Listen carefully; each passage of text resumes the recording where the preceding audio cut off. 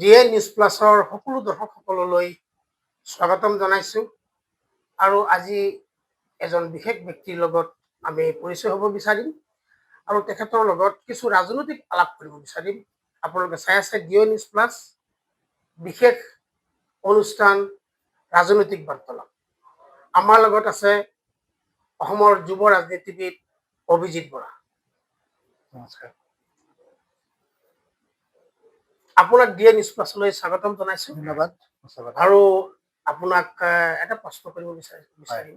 একেবাৰে পোনপটীয়া মোৰ এটা প্ৰশ্ন হ'ল, অসমৰ ৰাজনৈতিক চাণক্য বুলি যাক কোৱা হয়, অসমৰ ৰাজনীতিত এটা বৃহৎ উত্থান বুলি যাক ধৰা হয়, আৰু সামগ্ৰিকভাৱে অসমৰ সামাজিক অৰ্থনৈতিক উন্নয়নৰ গতিধাৰা যিজনৰ নেতৃত্বত অসম নদন বদন হৈ আগবাঢ়িব ধৰিছে, সেইজন ব্যক্তিক হয়তো মই দুনাই ক'ব নালাগে, ডক্টৰ হিমন্ত বিশ্ব শৰ্মা নিশ্চিতভাৱে অসমবাসীয়ে জানে। গৌৰৱ গগৈ আৰু ডক্টৰ হিমন্ত বিশ্ব শৰ্মাৰ মাজত আপুনি কি পাৰ্থক্য দেখা পাইছে? মানে চাওক, আপোনাৰ প্ৰথম কুৱেশ্যনটোৱে হৈছে গৌৰৱ গগৈ আৰু ডক্টৰ হিমন্ত বিশ্ব শৰ্মাৰ মাজত পাৰ্থক্যটো। ইয়াত চাওক, এজন ৰাজনীতিবিদ যোনজন আজি ডক্টৰ হিমন্ত বিশ্ব শৰ্মা, তেখেতে আজি অসমখন ক'ৰ পৰা ক'লৈ নিবলৈ চেষ্টা কৰি আছে আপুনি নিজে দেখি আছে। তেখেতে আজি এটা গ্ৰাছৰুট লেভেলৰ পৰা ওলাই আহি তেখেতে আজি অসমৰ মুখ্যমন্ত্ৰী হ'ল। তেখেতে বুথ লেভেলৰ ৰাজনীতি কৰি আহি পিনে আজি তেখেতৰ অসমৰ মুখ্যমন্ত্ৰী হৈছে। তেখেতে আজি অসমৰ বিভিন্ন জাতি জনগোষ্ঠী সকলোৰ বিষয়ে তেখেত পৰিচিত। আজি যদি আমি চাওঁ, ডক্টৰ হিমন্ত বিশ্ব শৰ্মা ডাঙৰীয়াই অসমৰ প্ৰত্যেকটো সমষ্টি কোনটো চুবুৰীত কোন মানুহ আছে, কি আছে, তেখেতৰ নৱ দৰ্পণত আছে। সঁচা কথা নে? আপুনি নিশ্চিত হয়।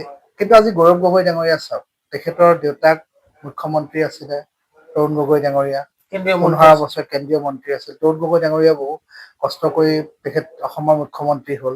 কিন্তু তেখেতে আজি কি হ'ল, তেখেতে আজি ফ্ৰীলেঞ্চাৰ যোনটো কয়, আহিলে এটা মাইনৰিটি অধ্যুষিত অঞ্চলত MP খেলিলে, MP জিকিলে, আকৌ 19 চনত MP হ'ল। তেখেতে আজি অসমৰ ৰাইজৰ, অসমৰ জাতি জনগোষ্ঠীৰ বিষয়ে তেখেতৰ, মোৰ মতে আজিৰ দিনত তেখেতৰ সেইটো নলেজ নাইকিয়া যোনটো আজি হিমন্ত বিশ্ব শৰ্মা ডাঙৰীয়া আছে। কাৰণ হিমন্ত বিশ্ব শৰ্মা ডাঙৰীয়াই কাৰ মানে কোনটো পাৰ্টি কি হৈছে, কোনটো পাৰ্টিৰ মানুহে কি কৰিব বিচাৰিছে, তেখেতৰ সকলো বিষয়ে নলেজ আছে। কিন্তু মানে গৌৰৱ গগৈ ডাঙৰীয়াৰ বস্তুটো কি, তেখেতৰ বডি লেংগুৱেজটো আপুনি চাব, তেখেতে আজি কাৰ নিজৰ পাৰ্টিৰ ভিতৰতে কি হৈ আছে তেখেতে গম নাপায়। সেইটো এটা ভাষ্ট ডিফাৰেঞ্চ আছে হিমন্ত বিশ্ব শৰ্মা আৰু গৌৰৱ গগৈ ডাঙৰীয়াৰ মাজত। আপুনি এইটো ক'ব বিচাৰে নেকি যে ডক্টৰ হিমন্ত বিশ্ব শৰ্মা আৰু গৌৰৱ গগৈ ৰাজনৈতিক বিশৃংখলতাৰ মাজত আকাশ পাতাল পাৰ্থক্য ক'ব বিচাৰে? নিশ্চয় আকাশ পাতাল পাৰ্থক্য আছে। কাৰণ আজি চাওক, মই এটা কথা কৈছো, গৌৰৱ গগৈ ডাঙৰীয়া আহিলে ৰাজনীতিত ফ্ৰীলেঞ্চাৰ হিচাপে। তেখেতে আহি পিনে MP হ'ল, MP হৈ পিনে তেখেত 3rd টাইম MP হ'ল যোৰহাট সমষ্টিত। আৰু তেখেতৰ সেইটো টাইমত ভাল কি আছিলে, তেখেতৰ দেউতাক আছিলে মুখ্যমন্ত্ৰী হিচাপে, তেখেতক সকলোৱে মানে আগবঢ়াই লৈছিলে। কিন্তু আজি হিমন্ত বিশ্ব শৰ্মা ডাঙৰীয়া এটা মানে কোনো অৰাজনৈতিক মানে ৰাজনৈতিক কোনোটো তেখেতৰ আজি ঘৰত নাছিলে, বা তেখেতৰ কোনো আজি আপুনি এটা চাওক পৰিয়ালটো কোনো ৰাজনৈতিক ব্যক্তি নাছিলে। তেখেতে যিখিনি প্ৰতিষ্ঠিত হৈছে নিজৰ ভৰিত নিজে কষ্ট কৰি আজি দিনত পাইছে। কিন্তু সেইকাৰণে মই ভাবো যে দুইজনৰ মাজত বহুত ভাষ্ট ডিফাৰেঞ্চ আছে। আপুনি এই কথাটো ক'ব বিচাৰিব নেকি যে অসমৰ বৰ্তমান ৰাজনৈতিক প্ৰেক্ষাপটত ডক্টৰ হিমন্ত বিশ্ব শৰ্মা এজন ব্যাপকভাৱে মানে জনপ্ৰিয় মুখ্যমন্ত্ৰী? নিশ্চয়কৈ। আৰু আপুনি এইটো ক'ব বিচাৰে নেকি যে অসমৰ ৰাজনৈতিক প্ৰেক্ষাপটত আজিৰ দিনত গৌৰৱ গগৈ এজন আত্মগৰ্বী মানুহ, এজন অহংকাৰী মানুহ, এই কথাটো আপুনি স্বীকাৰ কৰে নাই? মানে চাওক, মানুহৰ আপুনি বডি লেংগুৱেজটো দেখিলে গম পোৱা। আজি হিমন্ত বিশ্ব শৰ্মা ডাঙৰীয়াই আজি মুখ্যমন্ত্ৰী হৈও তেখেতে ৰাইজৰ মাজত কেনেকৈ যায়, আজি যিসকল আই মাতৃসকলৰ ওচৰত যায়, তেখেতে মুখ্যমন্ত্ৰী হৈ পিনে নিজৰ যেন পৰিয়ালৰ মানুহৰ নিচিনা মানুহখিনিৰ মাজত যায়, হাতত ধৰে, তেখেতে মানুহৰ লগত কথা পাতে। কিন্তু সেই বস্তুটো আমি গৌৰৱ গগৈ গাত নেদেখো। তেখেতে নিজৰ, এতিয়াতো আমি যিমানখিনি দেখিছো তেখেতৰ নিজৰ পাৰ্টিৰ ভিতৰতে যোন নতুন বিধায়ক হৈছে, আজি আপোনালোকে গম পাব যে আমাৰ যুৱ কংগ্ৰেছৰ সভাপতি আছিলে জুবেৰ আলম চৌধুৰী, তেখেতৰ লগতে মাজতে ডাঙৰ এটা মতানৈক্য হৈছে। তেখেতে যদি নিজৰ পাৰ্টিৰ লিডাৰখিনি বা পাৰ্টিৰ মানুহখিনিৰ লগতে যদি ভাল সংস্পৰ্শ ৰাখিব নোৱাৰে, তেনেহ'লে আপুনিতো গম পাইছে আগন্তুক দিনত গৌৰৱ গগৈ ডাঙৰীয়া ভৱিষ্যত কি দিশত গৈছে। আপোনাক অসমৰ বৰ্তমান ৰাজনীতিত তেনেকুৱা এটা সমস্যা হৈছে, সমস্যা বুলি সেইকাৰণে কৈছো যে অসমৰ মুছলমান মানুহে বিশেষকে ধৰ্মীয় সংখ্যালঘু মানুহখিনিয়ে ভাবে যে বিজেপি মুছলমানৰ শত্ৰু। অসমৰ সাম্প্ৰতিক ৰাজনৈতিক প্ৰেক্ষাপটত আজিৰ দিনটোত অসমৰ মুছলমানে ৰাজনৈতিকভাৱে কি সিদ্ধান্ত ল'ব লাগে, এয়া কি সময়ৰ কি আহ্বান আছে, আপোনাৰ দৃষ্টিত কি আছে? মানে মুস্তাফা দা চাওক, মানুহে কয় নহয় আজি মুছলমান মানুহখিনিয়ে ভাবে যে বিজেপিক আপুনি ক'লে যে শত্ৰু বুলি ভাবে বা বিজেপিয়ে মুছলমান মানুহখিনিৰ কাৰণে কাম নকৰে, বিভিন্ন সামাজিক মাধ্যমত দেখা যায়। বা ধৰক আমাৰ আজি মিত্ৰজোঁটৰ যোনখন চৰকাৰ আছে আজি কাম নকৰে। এতিয়া আপুনি এটা বস্তু চাওক, মানুহে কিছুমান নেৰেটিভ সৃষ্টি কৰে। যোৱাবাৰ আমাৰ 2026 চনৰ নিৰ্বাচনত কি হৈছিলে, গৌৰৱ গগৈ ডাঙৰীয়া অসমৰ মুখ্যমন্ত্ৰী হ'ব, সেইকাৰণে সকলো মুছলমান ৰাইজে আজি মানে আমাৰ কংগ্ৰেছক ভোট দিব লাগে, কংগ্ৰেছ দলত ভোট দিব লাগে, যে আপাৰ আছামত একদম ক্লিন চুইপ কৰিব, মানুহৰ মাজত এটা নেৰেটিভ ক্ৰিয়েট কৰি দিয়ে। আৰু আপুনি এটা বস্তু চাওক, আজিৰ দিনত আমাৰ মাননীয় মুখ্যমন্ত্ৰী হিমন্ত বিশ্ব শৰ্মা ডাঙৰীয়াই যিখিনি আজি আমাৰ মুছলমান ল'ৰা ছোৱালী আছে, আজি যোনখিনি নৱপ্ৰজন্ম উঠি আহিছে, তেখেতসকলক কি কৈ আছে, মই আলি মৌলানা হোৱাটো নিবিচাৰো, মই ডক্তৰ হোৱাটো বিচাৰো, মই APSC এজন ভাল উচ্চ শিক্ষিত চাকৰিয়াল হোৱাটো বিচাৰো, মই ডক্তৰ হোৱাটো বিচাৰো, ইঞ্জিনিয়াৰ হোৱাটো বিচাৰো। তেখেতে আমাৰ মুছলমান যোনখিনি ভাই বন্ধু আছে তেখেতসকলৰ উন্নয়নটো বিচাৰিছে। আজি আপুনি এটা বস্তু চাওক, এই ট্ৰিপুল তালাকটো কাৰ দিনত নাইকিয়া হ'ল? বিজেপি চৰকাৰৰ দিনত হৈছে। আজি যেতিয়া এগৰাকী মহিলা মানুহক ট্ৰিপুল তালাক দি পিনে মানে লগে লগে ঘৰৰ পৰা উলিয়াই দিয়া নিচিনা ব্যৱস্থাটো হৈছে, আজি এইটো হোৱা নাইকিয়া জানো?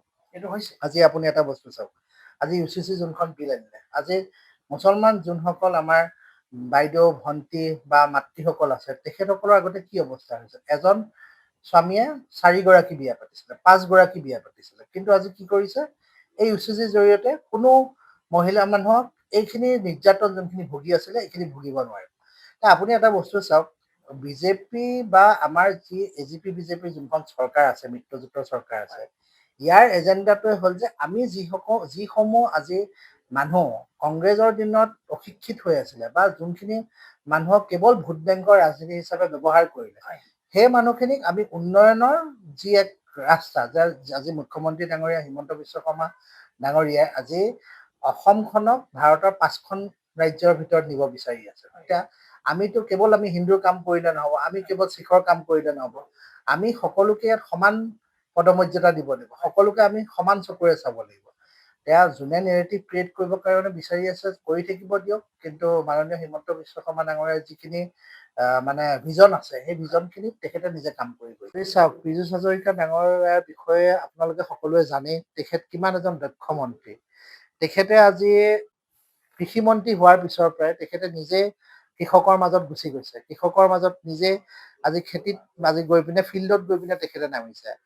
আজি আপোনালোকে চাওক, লাহৰীঘাটত সেইদিনাখন এখন মিটিং হৈ গৈছে, প্ৰায় 30,000-ৰ পৰা 40,000 মানুহে তাতে যোগদান কৰিছে। চামগুৰিতো একেই, আপুনি পৰিৱেশটো আপোনালোকে দেখিছে কিমান মানুহে যোগদান কৰিছে। আজি এইবাৰ আমি সকলোৱে পীযুষ হাজৰিকা ডাঙৰীয়াৰ নেতৃত্বত এই নগাঁও লোকসভা উপ নিৰ্বাচন খেলিবলৈ গৈ আছো, আৰু আমি নিশ্চয় দৃঢ় বিশ্বাসী যে পীযুষ হাজৰিকা ডাঙৰীয়াৰ মানে যি শক্তিশালী স্থিতি, আমি সকলোৱে এইবাৰ এই যোনটো নগাঁও লোকসভা উপ নিৰ্বাচনত আমি MP জন জিকাই আনিবলৈ সক্ষম হ'ম। চাওক, আজি যিসকল আমাৰ ধৰ্মীয় সংখ্যালঘু ভোটাৰ আছে বা আমাৰ ধৰ্মীয় সংখ্যালঘু ৰাইজসকল আছে, আজি আমাৰ মূল উদ্দেশ্যটোৱে হৈছে আমাৰ যিখন চৰকাৰ আছে মিত্ৰজোঁটৰ চৰকাৰ, আমি সকলোকে আমি সমানে লৈ যাব বিচাৰিছো। আজি যেনেকে আমাৰ হিন্দু ভাই ভণ্টিসকলে যিখিনি সা সুবিধা পাইছে, তেনেকে যাতে আমাৰ মুছলমান ৰাইজসকলেও যাতে সা সুবিধাখিনি পায়, চৰকাৰৰ লগত থাকি পিনে তেখেতসকলে আজি যিসমূহ 4টা সমষ্টিত আজি আমাৰ চৰকাৰী পক্ষৰ বিধায়ক নাইকিয়া, তাত উন্নয়নৰ কৰিব হ'লে এজন সাংসদৰ খুবেই প্ৰয়োজন। কাৰণ আপুনি বিগত দিনত আপোনালোকে দেখিছে, যোৱা 4টা বছৰত যোৱা 5টা বছৰত যিসমূহ সমষ্টিত আমাৰ বিধায়ক নাছিলে চৰকাৰী পক্ষৰ, তাত উন্নয়ন হোৱা নাই। উন্নয়ন কৰিব হ'লেতো আপোনাৰ যিহেতু বিধায়কজন নাইকিয়া, MP জন লাগিব, বা MPও নাথাকে বিধায়কো নাথাকে, তেতিয়া আপোনাৰ তাত কি উন্নয়ন হ'ব? সেইকাৰণে কথাটো হ'ল যে আমাৰ আজি ধৰ্মীয় সংখ্যালঘুৰ যিসকল ৰাইজ আছে, সেই ৰাইজখিনিয়ে বুজি উঠা উচিত যে আজিৰ দিনত যেনেকৈ আপোনাৰ চৰকাৰী চাকৰি পাইছে, যেনেকৈ আজিকালি চৰকাৰী স্কিমসমূহ পাইছে, খেতিয়কসকলে চৰকাৰী স্কিমসমূহ পাইছে, আজি বিভিন্নটা আঁচনিত আপুনি আজি চাওক, চৰকাৰী যি অসম আত্মনিৰ্ভৰশীল অসম যোজনা আছে বা আমাৰ যিসমূহ মহিলাসকলে পাইছে, প্ৰত্যেকটো সমষ্টিতে পাইছে। আজি এইসমূহৰ লগত জড়িত থাকিবৰ কাৰণে আমাৰ ধৰ্মীয় সংখ্যালঘু ৰাইজে বা মুছলমান সম্প্ৰদায়ৰ যিসকল আমাৰ ৰাইজ আছে, তেখেতসকলে আমাৰ চৰকাৰী পক্ষত থাকি পিনে এবাৰ আমাক এটা সহযোগ কৰক যে এইবাৰ নিৰ্বাচনত আমি আপোনালোকক সুযোগ দিছো আৰু এই সুযোগ যাতে আমি লৈ পিনে আমি তেখেতসকলৰ উন্নয়নত আগবাঢ়ি যাব পাৰোঁ। যিকোনো খবৰৰ বাবে যোগাযোগ কৰক আমাৰ এই নম্বৰত 9181 307 221।